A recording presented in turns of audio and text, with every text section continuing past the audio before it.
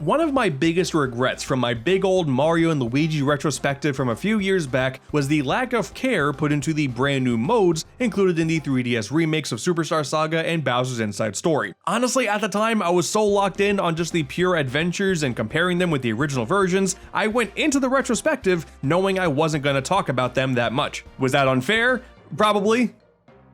Yeah, like nobody ever spoke positively about them. I didn't want to waste my time, you know? I'll acknowledge it and move on. That was my thought back then at least. But hey, Mario and Luigi is back with a brand new game. Let me take this time to remedy my ignorance. For those not in the know, within the two 3DS Mario and Luigi remakes are a brand new single player adventure in each. Minion Quest, The Search for Bowser in Superstar Saga plus Bowser's Minions, and Bowser Jr.'s Journey in Bowser's Inside Story plus, well, Bowser Jr.'s Journey. They boast radically different gameplay styles and additional story beats to accompany the main stories. The ambition was definitely strong here. And now that I've put many hours into these games, am I gonna actually go back on what I said before and say that these games are good? No. I agree with most people still and say that these are pretty not fun. But screw it, man, we're already here. Let's talk about them anyways.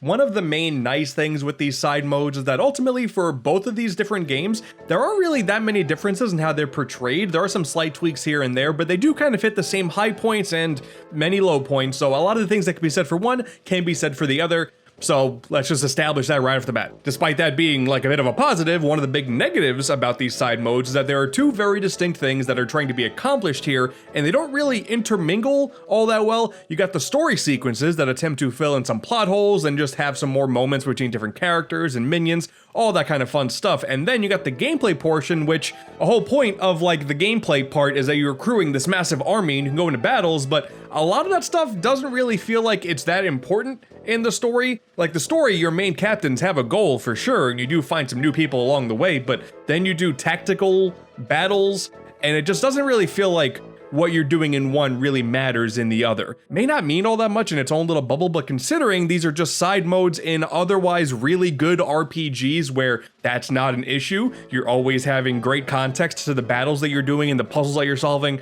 it's important to say that I don't know what they were really trying to accomplish here outside of, hey, they thought of a couple other jokes and wanted to experiment on something. These are weird modes, okay? But let's start with the story, because this is the most positive part about both of these games, and I think due to the gameplay not being all that great, not many people got to experience these plots, so let's go over them real quick.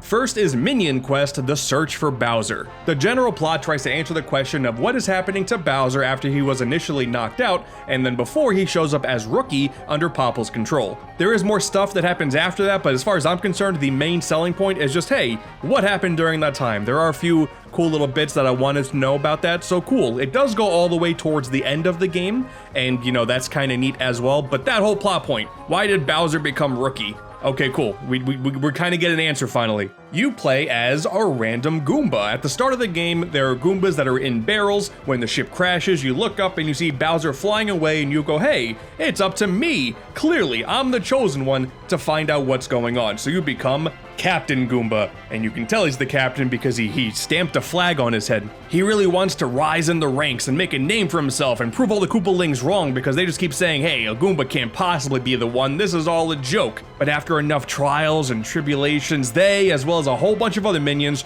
join your squad, and you go out to find Bowser. The character development part is kind of nice. It's a running gag that no one's taking him seriously at first, but then they do start to slowly believe in him. It's nice to see. You do eventually gain some other captains as well, like a Shy Guy and a Boo, and obviously they're just normal minions. They don't really have any unique character traits outside of the flag, but something about this little group dynamic, I think that they still got their personalities pretty well done. You know, visually there's nothing there, but I do like Captain Goomba and his other fellow captains. They're a nice little squad. And yeah, the bulk of the story is kinda just that. You eventually run into Fawful, and he sometimes uses his brainwashing gas against some of the other minions, as well as talks about going to get the Bean Star, so trying to fit this into the main plot the best that they could, I guess. The Elite Trio is here, which is kind of crazy. They had nothing to do in Superstar Saga, like they were not there whatsoever. It doesn't really indicate how they enter the plot, because they still just kind of materialize, but That's cool. I really would have wished that there was like some sort of attempt to further canonize their existence, because I still think the Elite Trio are some of the most misused characters in this entire franchise, but you at least get a bit of a neat Minion versus Minion group battle dynamic going, so that's fine. There are some other quirky story bits that pop up, like there's this cuteness battle in Guarhar Lagoon, and Starlo appears?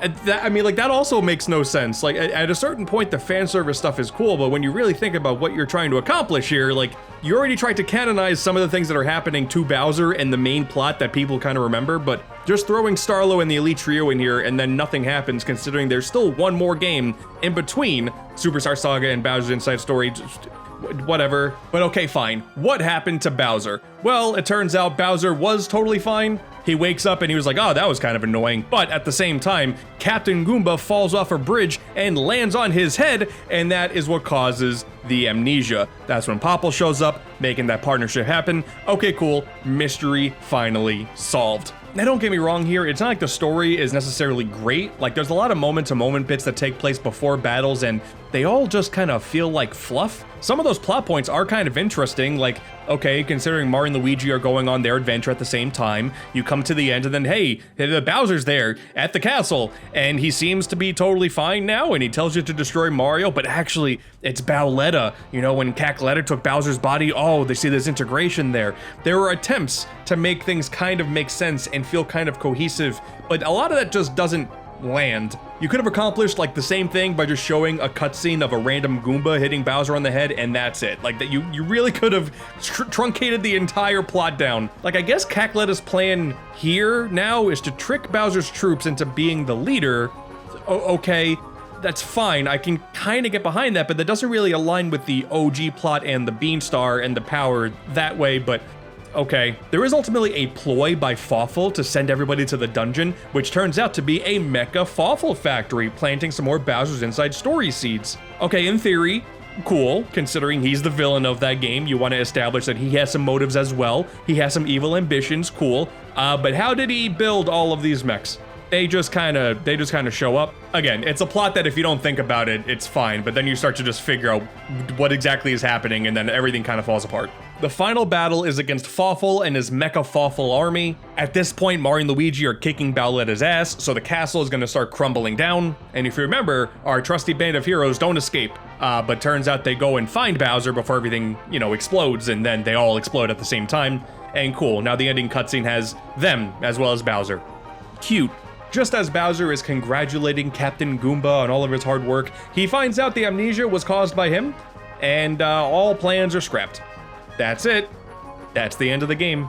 Cute story, but attention to detail was definitely not a strong suit here. Maybe in the follow-up, Bowser Jr.'s Journey, maybe that'll have the polish that we all want to see. No, not really. I feel like the inverse is actually true for this one, because the grand plot is like trying to figure out what's going on with the blorbs, the blorb infestation in Bowser's Inside Story, because realistically, if you really think about it, that plot point is kind of dropped in the main game without a whole lot of answers. Makes for a very strong introduction, but then you just move on to the Fawful plot. Like, you don't really consider, like, oh yeah, we should stop the Toads from being fed. So while Bowser is off doing his own thing in that adventure, Junior takes it upon himself to solve the blorb crisis. There's like this new medicine called Skeletone Formula D that's used to cure the blorbs. You want to try to go and get some special ingredients to create a whole bunch of it, and there you go. But man, maybe this is just a personal thing for me. I didn't care about that plot point. Like, I was totally fine with the blorbs just being used as like a ploy to the greater plot that Fawful's trying to lay out.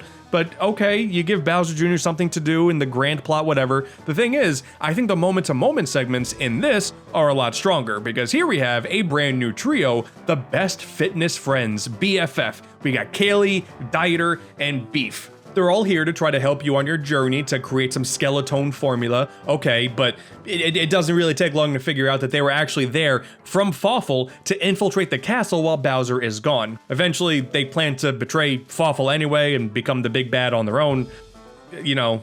Whatever. I like their designs. I think their designs are cute, but considering they are exclusive to this mode, I don't really have a lot to work with here. After getting a bunch of ingredients, you do get the skeleton, and the BFF steal it, mix it with a bunch of toxins, create the substance called Malodorous Fibian to create Malotone Formula X, an evil substance instead of a good substance. Oh no. But yeah, that's kind of like the whole majority of the plot. I feel like the reason you would want to continue to play this story and actually care about what's going on is just for the character growth of Bowser Jr., because he's a jerk like the whole way through. He uses all the minions like their playthings, like the returning Captain Goomba, so that's, you know, a bit of a cute throwback. But yeah, he's just kind of a jerk, and nobody really likes him. And when that finally starts to bite Junior in the ass, you get some decent story moments like Kamek telling Junior that it's his actions that make the others now want to deal with him. So eventually Junior comes to his own, he tries to become a better leader, and you know, that's nice. I like Bowser Jr. a lot, so that's a cute character arc. It's made stronger by the fact that a lot of times in the game, you're working with other Koopalings as co-captains, but they eventually get brainwashed. Oh no! Eventually you can cure them, and like Junior will apologize, they'll join the force again. Junior comes to terms with the fact that good and evil,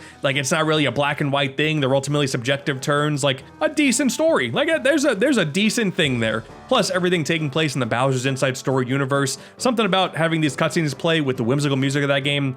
I had a really good time watching these cutscenes. And you know what? Kudos to the creative development on this story, because at the end of the game is a brand new final boss. All of BFF infused with the Malotone virus come together.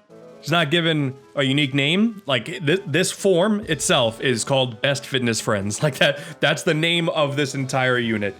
Okay, looks kind of cool though. You know, it looks pretty ominous. I'm down with this. And this battle is actually taking place at the same time as the Dark Bowser battle from the end of Bowser's Inside Story. And you know this because once you kick the BFF's ass, you go outside and see the Dark Star explode. That's the end of that story. Oh, and as far as like the Blorb things are concerned, like Roy is going out and healing all the Goombas now.